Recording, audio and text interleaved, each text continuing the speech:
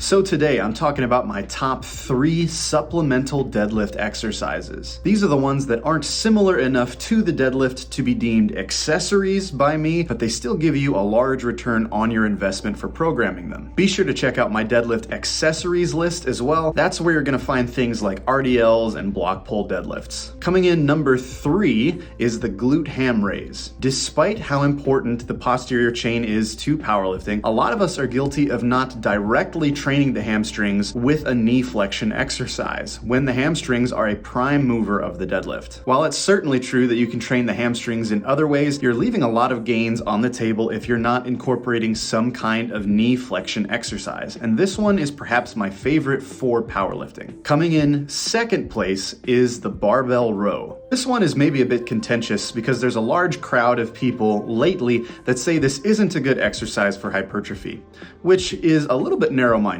if you ask me. But I think if you stop and reframe this exercise as a deadlift accessory rather than purely a hypertrophy movement, its value might start to make a little bit more sense. Picture an isometric deadlift, where every muscle of the posterior chain is involved in a very similar position as the hardest portion of a deadlift to stabilize your trunk and your core. And on top of that, it builds every aspect of your back at once.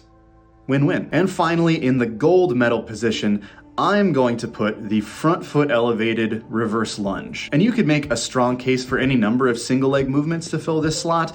I'm choosing the step back lunge because it's a little bit more glute biased, and because the foot is elevated, there's a bigger stretch on the glutes. Glutes are the main contributor to any deadlift variation, and single leg movements are one of the most effective ways to strengthen them. Well, I hope this was helpful to you. Be sure to leave a comment with your own list below and follow for more powerlifting content.